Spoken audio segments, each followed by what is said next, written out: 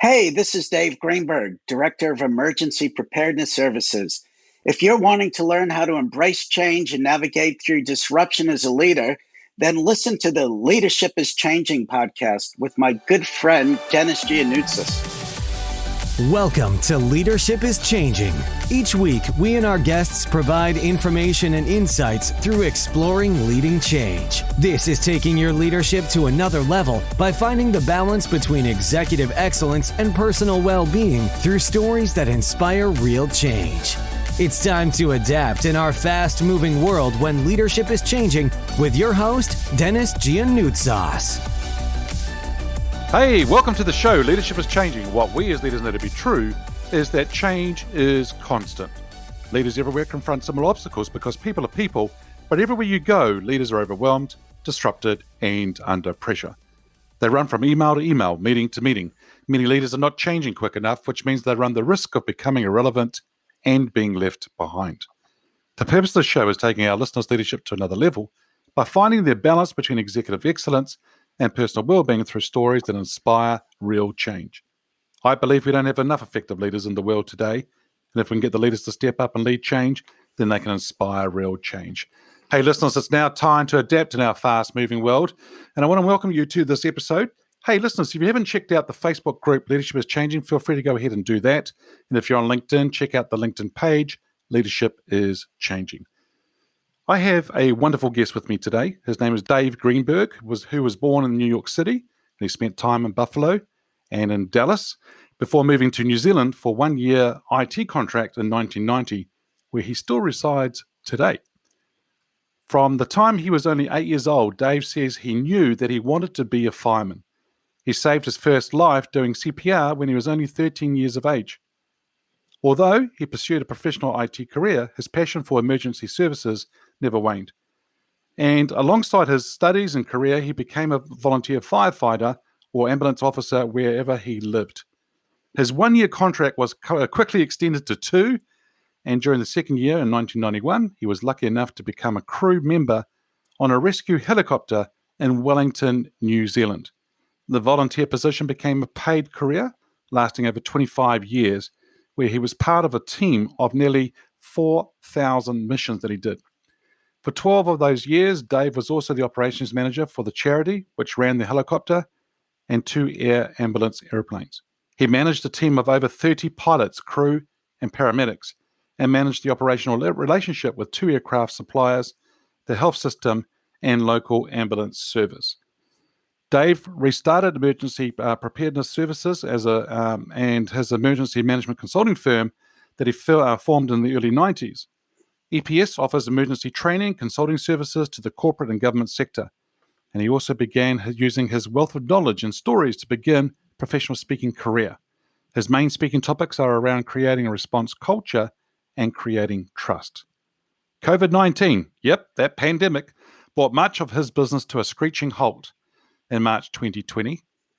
And as the COVID lockdown was announced in New Zealand, Dave was offered a short-term contract with the New Zealand Ministry of Health on the emergency and management team of the COVID-19 response team.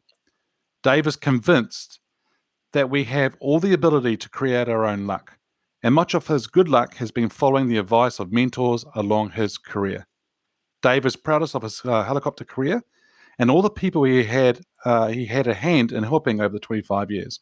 That being said, he's also immensely proud to be part of the COVID-19 response team, which has seen New Zealand's response be recognized as one of the best in the world. So Dave, a big welcome to you to the Leadership is Changing podcast. I am so thrilled to be here. Thanks, Dennis. Yeah, it's awesome to have you here. So I've given an introduction about your background, which has just been an amazing background and career that you've had. Is there anything else that you might want to add to what we've already just shared? Well, when I hear you tell my story, it's quite funny. I knew when I was 8, as you said, I wanted to be a fireman. Then I saved a life at 13.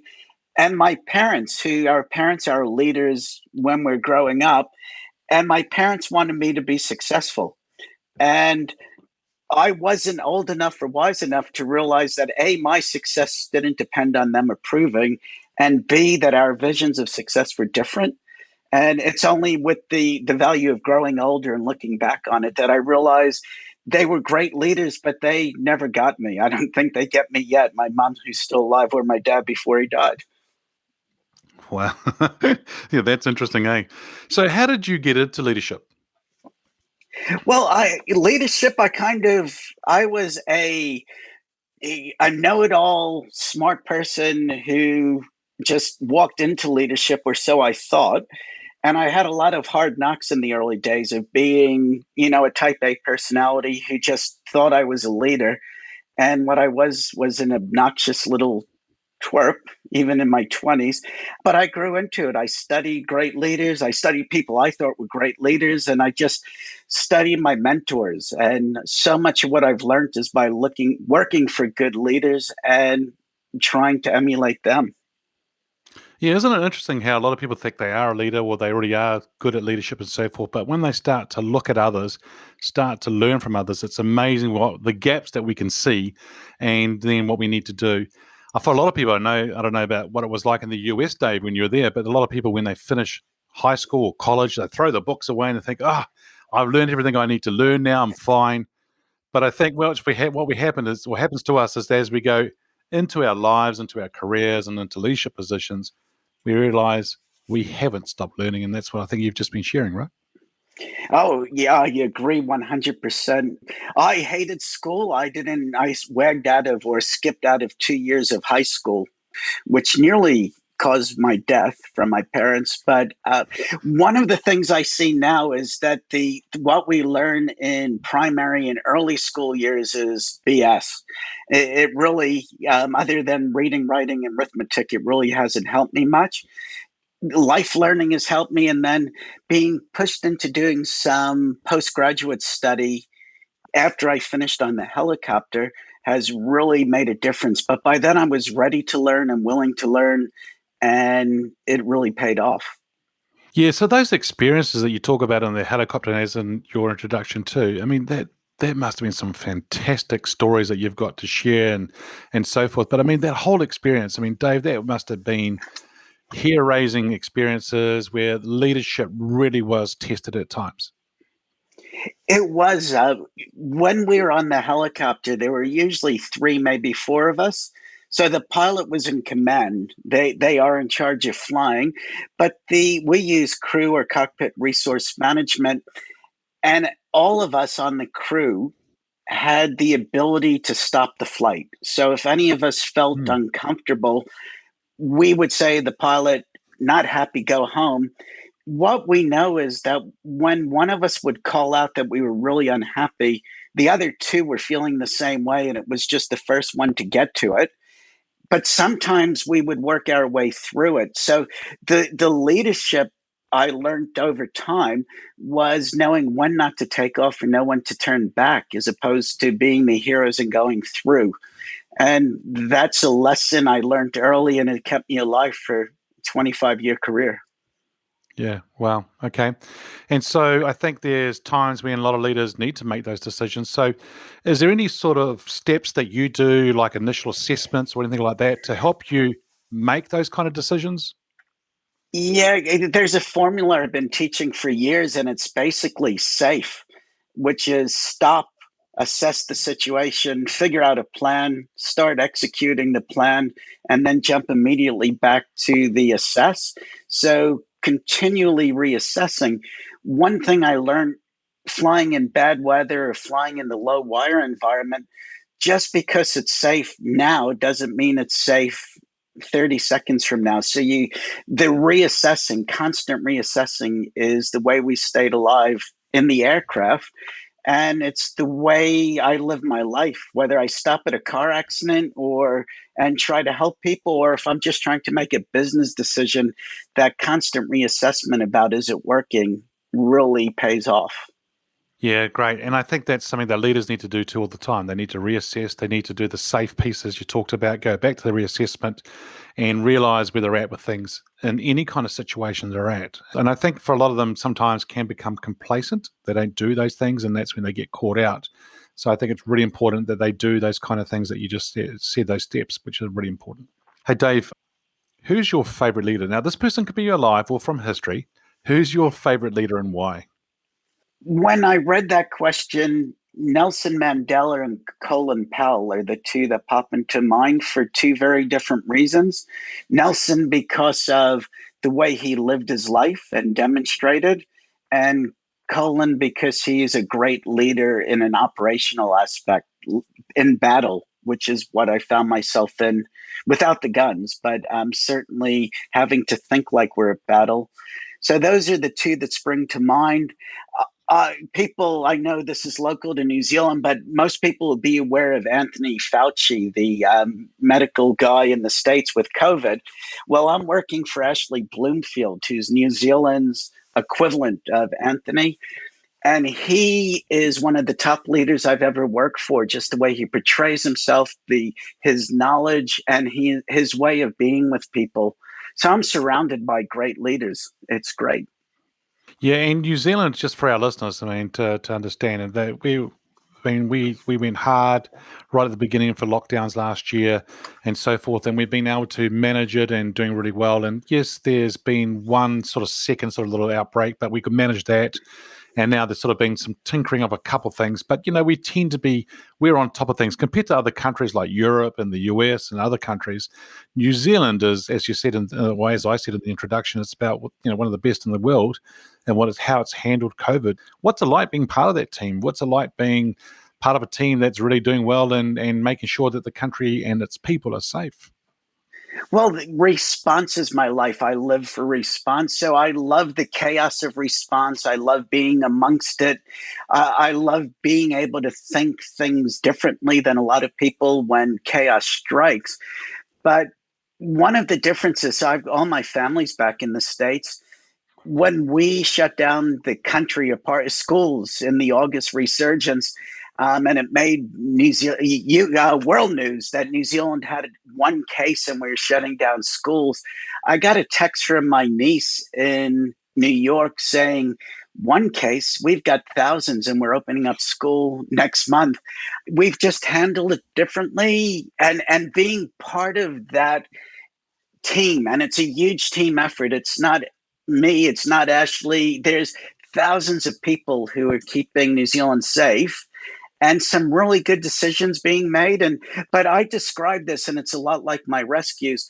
We're building the airplane as we're flying. And Sure. there is no playbook for COVID, as the world knows. So we try things, some work, some don't, reset, but every failure, I love the quotes around failures aren't failure. They're just a new way not to do it next time. And that's what we have to do constantly. Yeah, so try and assess, and if it does work, great. If it doesn't work, reset. Yeah, okay, that's good. Fail, reset. I'm writing notes here, and listeners, I hope you're writing notes as well, because what Dave Greenberg's sharing with us is some fantastic stuff here. Dave, the title of the show is Leadership is Changing. When I say that title, what does that mean to you? For me, it was about putting my dreams on hold. I was, as you said, starting a professional speaking career. My training, this was going to be my best year ever, money wise, and also living the life I wanted to, where 2020 was. And all of a sudden it stopped. And then I was sitting there like a lot of people going, what in the heck am I going to do? And then this opportunity to go to Ministry of Health came up. And that's what I was talking about that you mentioned in the intro. I've been a very lucky person, but I think all the things I've done before now and the people I've met and the relationships I've made create my luck. And then there's also the seeing opportunities and grabbing them even if you're not sure, which is how I ended up in New Zealand 31 years ago. Yeah. And I think, Dave, there's a formula that I talk about, and others have, talked to me about it as well, is that opportunity plus preparedness equals luck. Yep. And so what you said before about you being prepared over the years and things that you've done, and then opportunities come along, when they come together, it's a beautiful thing, and that's what we can call as luck. Yep. And I guess just the name of my company, Emergency Preparedness. I've been doing my whole life waiting for these days. There's a great clip on The Simpsons. If someone goes to YouTube about Simpsons Peanut Factory, and it's about the manager of a peanut factory that's been preparing as people every day for the day an elephant escapes. And all of a sudden, an elephant is running through Springfield. I am that manager. No, well done. Yeah, cool. All right. And so you mentioned just before a little bit about how some of the speaking stuff in your dreams sort of got put on hold. So how has your business or industry changed? And I'm not just talking about pandemics, it's just in general, right? How has your business or industry changed and what demands has that put on you? Well, I hate the word pivot, but my God, I've had to pivot a lot lately. Doing one thing, doing another. My contracts I had with my business didn't end because I took the job with the Ministry of Health. So I've had a lot of balls in the air, a lot of juggling.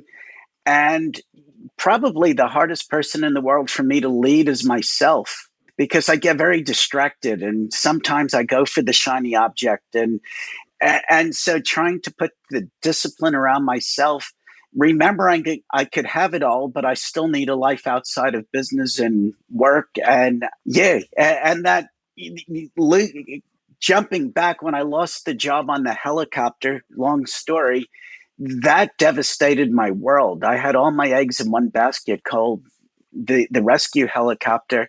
That died.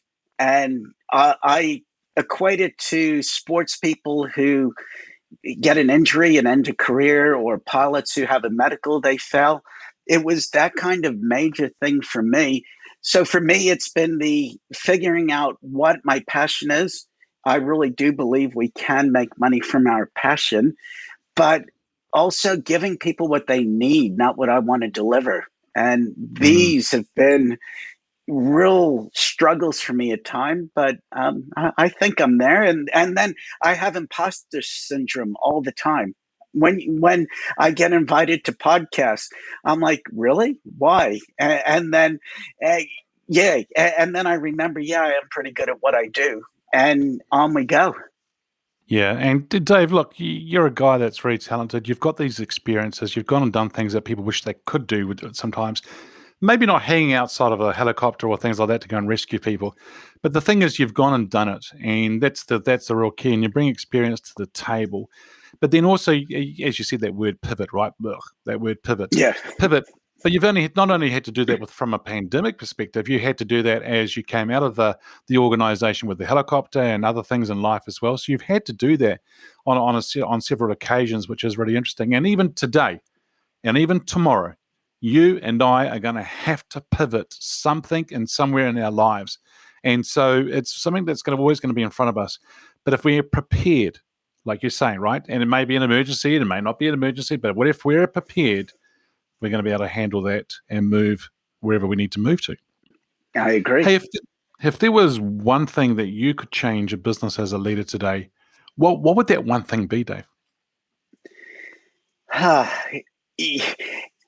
Calm the farm people. We need to calm the farm, not see everything as a major crisis, and prioritize what is a crisis, deal with the crisis, and yeah, just get it done. I think one of the blame culture that we've got, or the culture where something happens and people try to make it a they want to figure out how it happened before they fix the problem of what's going on. Sometimes you need to know what Right. happens so you don't repeat it and you could fix it. But more often than not, how it happened doesn't matter. It's let's fix the problem and do the investigation later. But I think sometimes we put the cart before the horse. And I think the true leaders are people with big visions that go above. They look at the helicopter view looking down and say, doesn't matter, doesn't matter. That's what's really important. And they get on with it. Yeah. Okay, cool. So that is one thing, listeners, for you to think about as well, is the fact that Dave's saying that don't put the cart before the horse. Think about it. If there's something that's going on for you and there's an issue right now, get it fixed, sort that out, and then start investigating later on about why it's going on, what's the root cause, and so forth. Where a lot of people will try and do the root cause first, I think is what you're saying, Dave, and then the problem's still going on, right? So it's actually put the bung in the hole, make sure everything's the leaking's stopping and the boat's not going to sink, and then we can see what we need to do for sure, which is quite interesting. And I think I love what you say. Not everything is in a crisis, and so that's I really like that, because I think there are people who make things a crisis. Or here's another example I would give, and I would say is that there's leaders at times, I should say, who, based on what they say and based on what they do, but how they say it and how they do it, will actually fester something and cause a crisis when it actually didn't even need to be a crisis. And so I think for a lot of leaders, they need to sort of step back a bit and be a little bit mindful about how they come across and what they say and what they do with people. It's the leading by example. Calm the farm, run it calmly. People will become calm and solve the problems. And so coming from a background of where my whole life was crisis management, a lot of what I see, it's like, no one's going to die. Calm the farm, people. Just take a deep breath. And it gives you a whole different perspective. When what I used to do, if I made a bad decision, literally people could die, and I could point to missions where we made bad decisions and people did die, and we had to get on with it. We didn't go out with any interest except saving people, but we didn't. And if I let that get to me, I never would have continued. But a lot of what people present to me as crisis is like, this is a hiccup, call me tomorrow. And that doesn't go down very well. That's one of the things I've learned as I got older, is to put that in different terms, especially when I'm consulting, because otherwise you don't keep the consulting gig. Yeah, and I think that's where a lot of people sort of nowadays are thinking about things, in the sense that it doesn't need to be as big as what we think it could be, but also take a step back, breathe, and as you use your safe model, as you're saying, Dave, right? And then just really assess things and see where things are at, for sure. Yep. One quick example. I had a guy back on the helicopter days. If you asked him the time, he would tell you how to build a clock. He just couldn't tell you the time. He had to give you the whole story. And he was also the guy that would come running in. The sky is falling. The sky is falling. And I would just sit at my desk and keep doing things. And then like 10 minutes later, he'd come back and say, oh, I was wrong. Cancel everything. Yep, got it. Yet I had other people who came to me with a very non-concerned thing. And I got really worked up because they were the people I knew were bringing me real problems and just bringing it to me early. And they were the good people in my life. How important is it, because you used the words before about being calm, how important is it for people to be calm, and what can they do to help them being calm in situations? The number one thing you could do is breathe. If you breathe, you start taking deep breaths and do all of that. I guess all of us, everyone listening to this, we've made it through everything that we've been through before to make it to today, to be listening to this. So we've got, 20, 30, 40, 60 years of experience of living through it. And if you don't treat everything like this is life and death, and you just kind of take those 30 seconds or 30 minutes or a day to really figure out what's going on, it depends on the situation. Like some things you have to deal with right then because your life or your business depends on it. Most of it isn't that critical. And remembering that is a really, for me, a good way to keep calm. Excellent. Yeah, great. Breathing is a big one. And I think that's getting oxygen to the brain, slowing things down in time-wise, and then you're calm. And I always say that if the calmest person is the one that's in control. And I think that's really important. Dave, you and I have been employees of organizations before, and we know people who are employees. How are employees' expectations of leaders changed? It's funny because I'm now back to being a contractor, but pretty much a full-time employee. And I think looking at the government department and the ones I've been in, half the employees expect to be paid for, or that's unfair. 33% of the employees expect to be paid for showing up and get a raise because they've been here another year. But I think my experience of the people I'm working with are they're there to do a good job. They know they could probably go get another good job if they're smart enough and have the qualifications. So what we want to do is we want good leaders. We want people who leave us to do our job. They don't micromanage us, like trust me to do my job, but they don't want to be put out to pasture and left alone. They want the balance between being led and being given the opportunity to succeed. Yes, and that's different too. When I came out to New Zealand, I was working for a government department, and then it was probably 80% of the people who got paid just for being there and got promoted just for being there, and they were in civil service for 40 years. Life is different now. Yep. Yep, sure is. So a balance to lead, but also the opportunity to succeed. And I think that's a great way of actually talking about how people want to be in the way that they want to be treated as employees and so forth. Dave, what makes a leader successful today in the fast-paced, ever-changing world? Number one, I think, is not doing things and telling people to do things just because that's the way we've always done it. We're doing all our meetings on Zoom or Team or, where we used to jump on airplanes. We've had to pivot. We have to do work differently. And I think leading by example is the number one thing that, in my mind, makes a leader successful. Don't tell your people you expect them to be calm. And then when they make a mistake, yell and scream and make it like it's the end of the world. And so one of my mentors that I'm working with at the moment, our job is to calm the farm, whether it's ministers, the prime minister, people within our organization or other government departments. Calm the farm, people. We've got this. And the more you could portray that we've got this, even if you're faking it, you're that duck, the feet under the water are just going at 1,000,000 miles an hour, but you've got to portray that calmness that we've got it. This is okay. And then the second part of that is you have to make it okay, and you've got to figure out how to make it happen. Yep. Okay. Wow, that's great. So calm the farm, but we've got this, and portraying that calmness and confidence is really important. And I think the other thing too is that you said about leading by example. Where you said you say to people stay calm, but then you start losing it with people.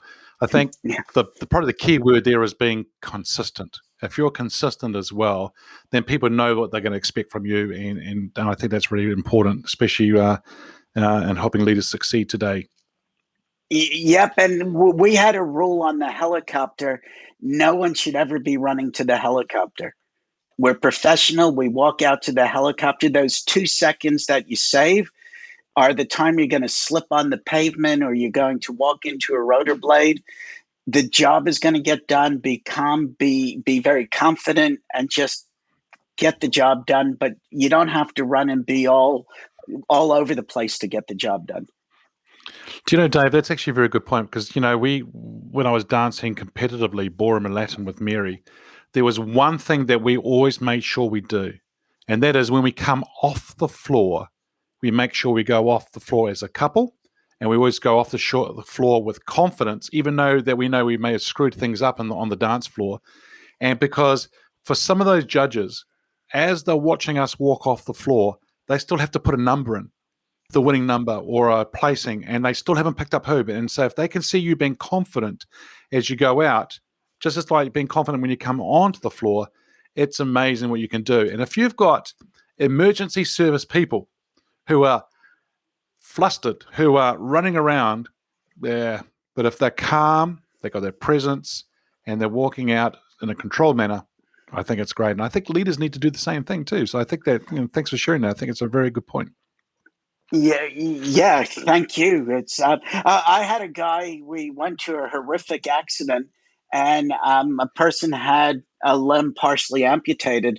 And just as we were getting ready to take off, one of the firemen just casually gave us the stop sign, which was unusual. So we stopped and went and talked to him, and he had a package for me, and they had found the arm. A lot of people would have Oh, been yelling and screaming, and it was just the perfect example, and it just popped in my head. It was years ago, but it was calm the farm. Here you go. They might need this. Um, yeah, and and you know what? They saved that arm. Finding it and getting it to us before we took off actually let that person save their arm. But we didn't have to be in a panic mode to do it. And that doesn't help patients. When we would be all flustered, that does not portray any confidence to patients. Never lied to patients. And I think this is leadership. Never lied to them and told them everything was going to be okay, because sometimes we didn't know. So then we would use words like, we're doing the best we can. We're doing everything we can for you.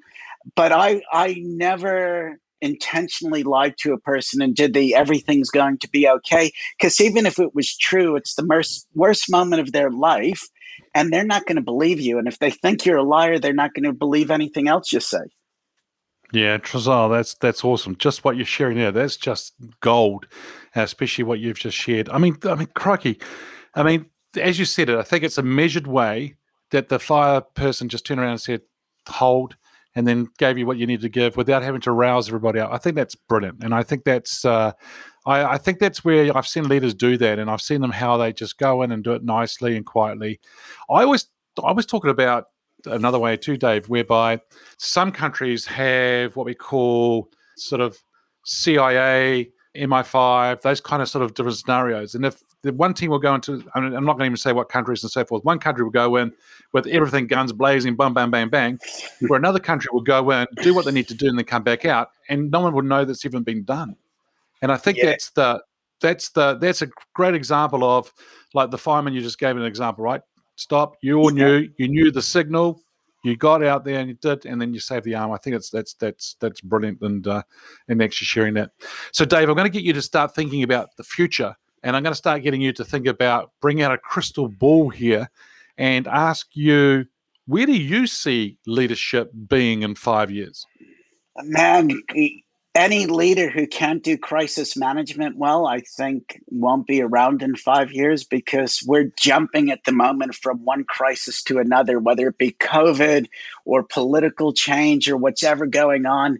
We're in a very, in my mind, unsettled, unpredictable time. And if I think that some of the leaders we have today, and I'm not even talking about the ones everyone talks about, but the ones who blew through COVID things and went on drives and, took their families when they're telling everyone else to lock down. I think all of them are going to be gone in 5 years, because they're not leading by example. But the leaders that are out there leading, handling crisis, and treating their people well, I think are the ones who are going to survive. And the way you treat people. I remember my mom. This is a lesson from my early leadership. Treat people the way you want to be treated. And I know some people who think they're leaders, but I more think they're managers, because they tell people what to do. They don't work with them. Yeah, it's leaders. They're calm and they lead by example. And I've got two immediate bosses. One is ex-AS and one is ex-police. And they're the two people I work closest with, and then Ashley. And they're all great leaders. And I just try to be like them. And, I'm getting up there. I'm 58. So in 5 years' time, I'll still be a leader, but I might not be a leader in a government department. But I need the 20 and 30-year-olds coming in behind me to say, whoa, look at this guy. He's had a great life. He's done great things. He's taken some chances. It's worked out okay for him. And yet he's still a good person. And that's what I want people to be, leaders to be, good people and then good leaders.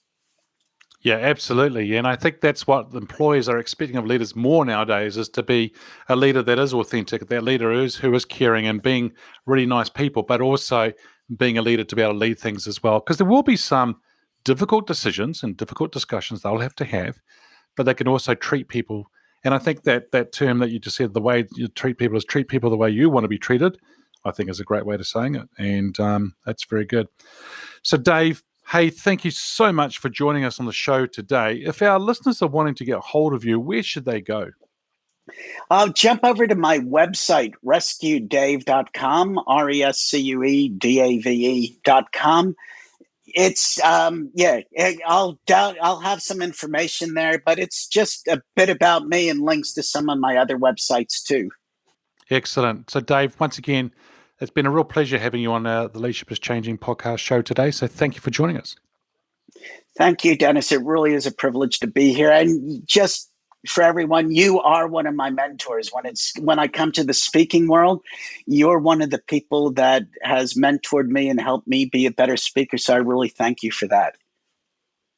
Thank you. It's a pleasure. It's a real pleasure working with you. So it's been great. Hey, listeners, what we as leaders know to be true is that change is constant. Change is incredibly scary, especially with the unknown and the unfamiliar territory. It's time to adapt in our fast-moving world when leadership is changing.